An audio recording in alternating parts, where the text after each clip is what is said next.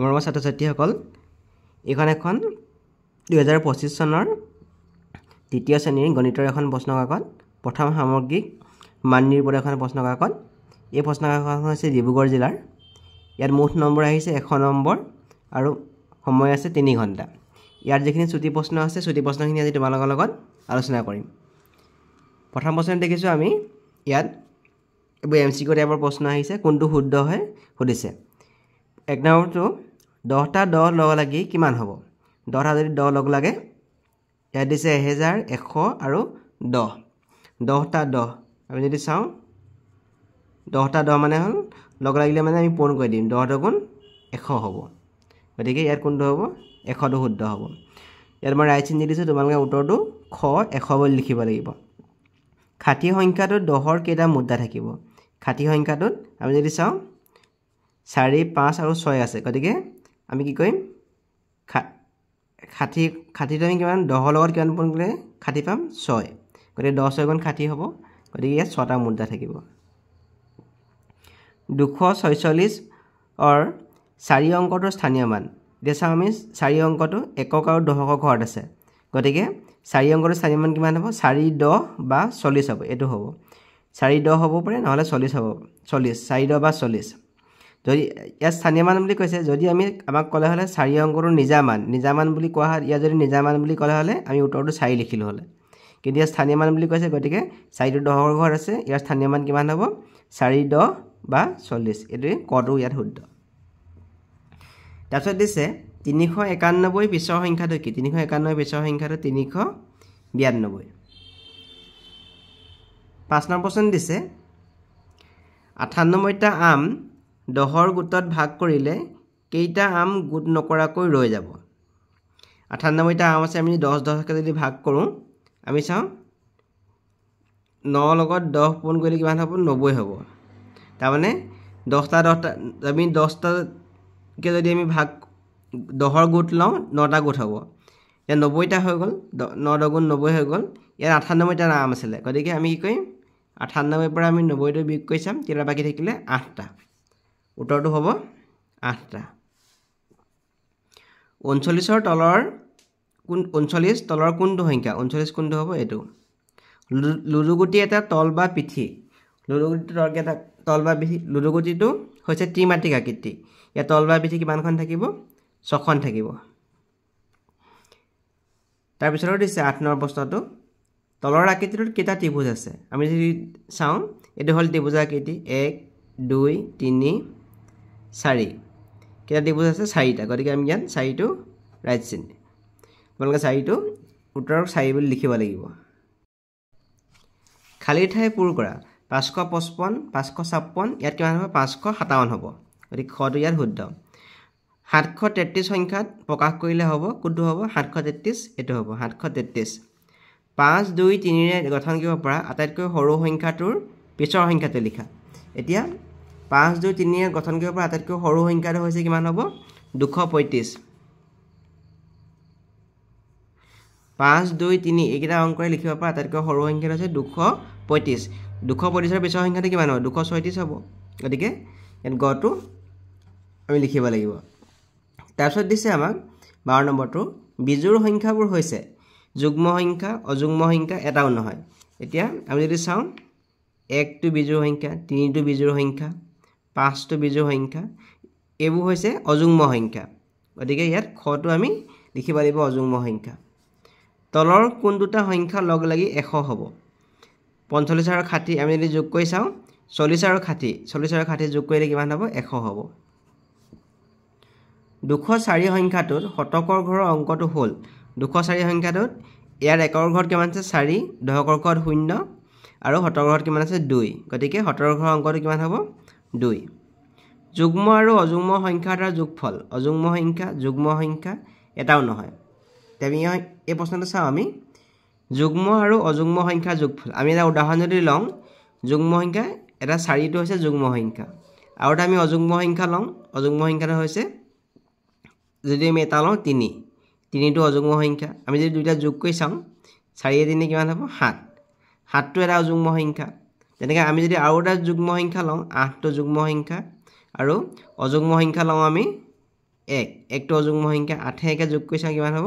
9 এই 9টো অযুগ্ম সংখ্যা তাৰ মানে এটা যুগ্ম সংখ্যা আৰু এটা অযুগ্ম সংখ্যা যোগফল সদায় এটা অযুগ্ম সংখ্যা গতিকে এটো আমি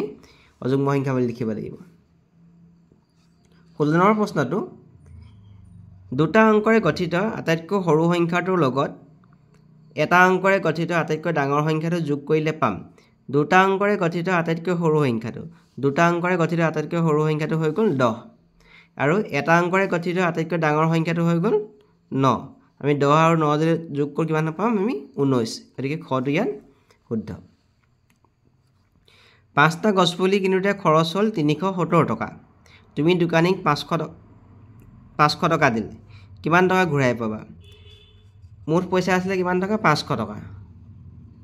আৰু পাঁচটা গছপুলি কিনোতে কিমান খৰচ হ'ল 370 টকা আমি খৰচ হোৱাটো আমি বিয়োগ কৰি দিম 0 10 গল থাকিল 3 4 গল থাকিল 130 টকা থাকিলে গতিকে আজি গড়টো 130 টকা লিখিব লাগিব তোমাৰ হাতত 200 টকা আছে 500 টকা তোমাৰ হাতত জমা হ'বলৈ আৰু কিমান টকা প্ৰয়োজন আমি ইয়াত 500 ৰ পৰা আমি 200 টো আমি বিয়োগ কৰি দিম বিয়োগ কৰি দিলে আমি পাম 300 টকা গতিকে 500 টকা হ'বলৈ আৰু 300 টকা লাগিব 19 নম্বৰ প্ৰশ্ন এখন ক্ৰিকেট খেলত ৰিয়ান পৰাগে 90 ৰান আৰু ৰোহিতে 66 ৰান সংগ্ৰহ কৰিছিল দুইজনৰ ৰানৰ মাজৰ ৰানৰ পাৰ্থক্য এই পাৰ্থক্য মানে হ'ল বিয়োগফল এতিয়া ইয়াত ডাঙৰ সংখ্যা কোনটো 90 টো গতিকে আমি 90 টো পাতি লম আৰু ইয়াত সৰুটো হ'ল 66 আমি বিয়োগ কৰি দিম 10 সকল থাকিল 4 18 সকল থাকিল 2 কিমান ৰান 24 ৰান 40টা বগৰী 5ৰ গোটত ভগালে কেইভাগ বগৰী পোৱা যাব 40টা বগৰী এতিয়া বগৰী আছে 40টা আমাক কেটাকে ভাগ কৰিব আছে 5টাকে মানে আমি যদি 5 ঘনৰ টাইমটো 5 8 গুণ 40 হ'ব গতিকে কেটা ভাগ হ'ব 8টা ভাগ হ'ব 32ৰ নিকটৱৰ্তী 10 হ'ল 32ৰ নিকটৱৰ্তী 10 এতিয়া 32 সংখ্যাটো এটো 30 আৰু এফালে আছে 40 এতিয়া 32ৰ ওচৰত কোনটো হ'ব 30 টো হ'ব গতিকে 32ৰ নিকটৱৰ্তী 10 কিমান হ'ব 30 তাৰ পিছত দিছে আমাক 400 যোগ 50 যোগ 3 এটো যোগ কৰিলে কিমান হ'ব 453 হ'ব ঊৰ্ধ্বক্ৰমত সজোৱা ঊৰ্ধ্বক্ৰম মানে হ'ল সৰুৰ পৰা ডাঙৰলৈ 52 27 54 51 আমি ইয়াত দহকৰ ঘৰটো চাম দহকৰ ঘৰত ইয়াত দুইটো আটাইতকৈ সৰু গতিকে 27 টো প্ৰথমতে আহিব তাৰ পিছত আহিব 5 2 51 আহিব তাৰ পিছত 5 2 52 আহিব আৰু 5 4 54 গতিকে শুদ্ধ কোনটো হ'ব এটো 91 81 84 57 সংখ্যাকেইটা অৰ্ধক্ৰমত সজোৱা অৰ্ধক্ৰম মানে হ'ল ডাঙৰৰ পৰা সৰুলৈ ইয়াত 91 টো ডাঙৰ হ'ব ইয়াত দহকৰ ঘৰ 9 টো আছে বাকি কেইটা ঘৰত 8 আছে আৰু এটো 5 আছে 91 পিছত আহিব আমাৰ 84 আহিব তাৰ পিছত 81 তাৰ পিছত 57 91 84 81 আৰু 57 গতিকে শুদ্ধটো হ'ব এটো খটো শুদ্ধ হ'ব এখন অটোগাড়ী চকা তিনিটা চকা হলে ছখন অটোগাড়ী চকা কেইটা হ'ব গতিকে আমি 3 লগত 6 টো পূৰণ কৰিব লাগিব 3 6 গুণ 18 এজন মানুহৰ হাতত আঙুলি 10টা হলে 10 জন মানুহৰ হাতৰ আঙুলি হ'ব আমি 10 আৰু 10 টো পূৰণ কৰিব লাগিব 100 দুটা সংখ্যাৰ পূৰণফল 36 তাৰে এটা 4 হলে আনটো হ'ব আমি যদি 4 লগত কিমান পূৰণ কৰিলে আমাৰ 36 হয় আমি যদি 4 ঘনৰ টাইমটো 4 9 গুণ 36 গতিকে আনটো সংখ্যা কিমান হ'ব 9 হ'ব দুটা সংখ্যাৰ পূৰণফল 28 হলে সেই সংখ্যা দুটা হ'ব 4 7 4 8 6 আৰু 5 আমি যদি 4 আৰু 8 পূৰণ কৰো 32 পাম 6 আৰু 5 পূৰণ কৰিলে 30 পাম গতিকে 4 7 গুণ 28 এটো শুদ্ধ হ'ব এক ডজন মানে হ'ল 12টা 30 নম্বৰ দিছে 0 পূৰণ 56 0 লগত 56 পূৰণ কৰিলে উত্তৰটো কিমান হ'ব 0 লগত যিকোনো সংখ্যা পূৰণ কৰিলে উত্তৰটো কিমান হ'ব 0 তাৰপিছত 31 নম্বৰ এটা যোগ অংক দিছে ইয়াৰ তোমালোকে নিজে চেষ্টা কৰিবা 32 নম্বৰ এটা বিয়োগ অংক ইয়াৰ তোমালোকে নিজে চেষ্টা কৰিবা 33 নম্বৰ দিছে তালিকাখন চাই উত্তৰ দিয়া ইয়াত ফুটবল খেলিছে কেজনে খেলিছে আমি চাও এটো 1 2 3 4 5 6 7 8 ফুটবল খেলি ভাল পায় 8 জনে ইয়াৰ 8টা আছে 1 2 3 4 5 6 7 8 ক্ৰিকেট খেলি ভাল পায় 4 জনে তাৰপিছত দৌৰ খেলিছে কেজনে 6 জনে জাপ মৰা খেলিছে 5 জনে আৰু কাবাডী খেলিছে 4 জনে এতিয়া হৰিছে কিমান জনে দৌৰি ভাল পায় দৌৰি কিমান জনে ভাল পায় 1 2 3 4 5 6 আমি ইয়াত লিখিম 6 জনে ফুটবল আৰু ক্ৰিকেট খেলি ভাল পোৱা মুঠ শিক্ষাৰ্থীৰ সংখ্যা কিমান এতিয়া ফুটবল কিমান জনে ভাল পায় চাও 1 2 3 4 5 6 7 8 ফুটবল খেলি ভাল পায় 8 জনে আৰু ক্ৰিকেট খেলি ভাল পায় 4 জনে আমি যদি যোগ কৰো 8 আৰু 4 যোগ কৰিলে হ'ব 8 যোগ 4 যোগ কৰিলে হ'ব কিমান হ'ব 12 জনে গতিকে কিমান জনে ফুটবল আৰু ক্ৰিকেট খেলি ভাল পায় 12 জনে কোন দুটা খেল শিক্ষাৰ্থীয়ে সমানে ভাল পায় আমি যদি এই ছবিখন চাও ছবিখন দেখিলে আমি দেখিছো ক্ৰিকেট আৰু কাবাডী 4 জনে ভাল পায় গতিকে আমি লিখিব লাগিব ক্ৰিকেট আৰু কাবাডী ইয়াত লিখিব লাগিব ক্ৰিকেট আৰু কাবাডী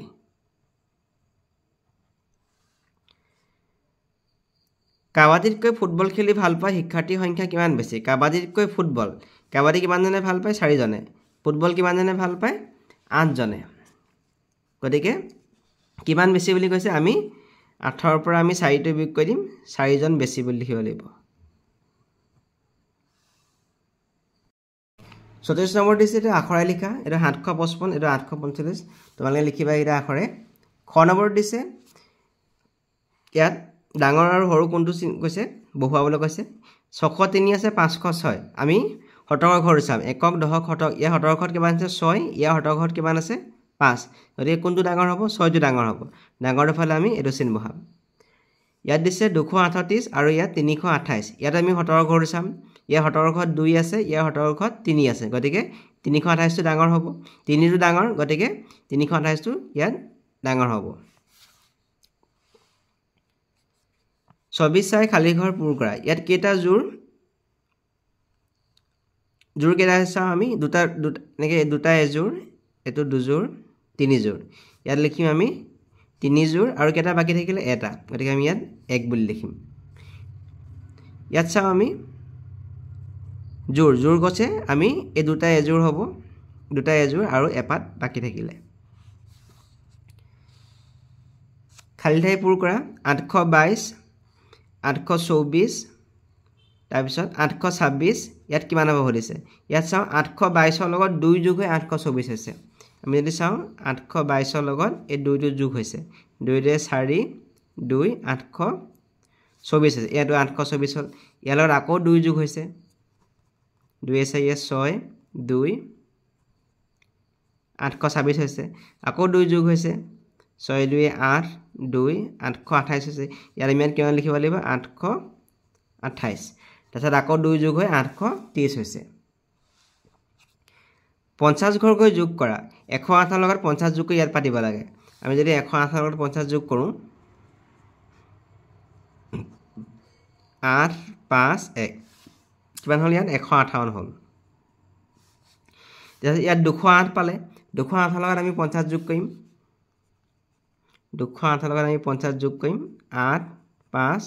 258 ইয়াত কিমান লিখিব লাগিব 258 তাৰ পিছত ইয়াত কৈছে কি সংখ্যা ৰেখাৰ সহায়ত বিয়োগ কৰা ইয়াত সংখ্যা ৰেখাৰ সহায়ত তোমালোকে বিয়োগ কৰিবা এখিনি 29 আৰু 22 তাৰপিছত 36 নম্বৰ দিছে তোমাৰ ওচৰত 168 টকা আছে দাদাৰ ওচৰত 535 টকা আছে দুইজনৰ হাতত মুঠ কিমান টকা আছে মুঠ বুলি কলে আমি কি কৰিম দুইটা যোগ কৰিব লাগিব 168 আৰু 535 আমি যোগ কৰিম তাৰপিছত 47 নম্বৰটো পূজাৰ কাপোৰ কিনিবলৈ যাওঁতে তোমাৰ কাপোৰযোৰত 570 টকা ভাইটি কাপোৰযোৰত 645 টকা আৰু ভন্টি যোৰত 450 টকা দোকানীজনক মুঠতে কিমান টকা দিব লাগিব এই গোটেইকেইটা আমি যোগ কৰিব লাগিব 570 645 আৰু 450 যোগ কৰিব লাগিব এখন বিদ্যালয়ত তৃতীয় শ্ৰেণীত 23 জন শিক্ষাৰ্থী চতুৰ্থ শ্ৰেণীত 49 জন আৰু পঞ্চম শ্ৰেণীত 48 জন শিক্ষাৰ্থী তিনিটা শ্ৰেণীত মুঠ কিমান জন শিক্ষাৰ্থী গোটেইকেইটা আমি যোগ কৰিম 23 49 আৰু 48 আমি যোগ কৰিব লাগিব তাৰপিছত এইটো 39 নম্বৰ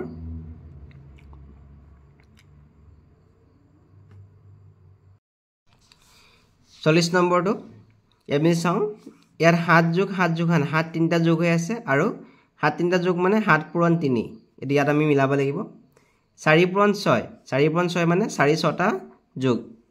গতিকে এইটো আমি ইয়াত মিলাম 9 পূৰণ 3 9 পূৰণ 3 মানে 9 যোগ 9 যোগ 9 9 তিনিটা যোগ 10 10 যোগ 10 যোগ 10 গতিকে এইটো হ'ব 10 পূৰণ 3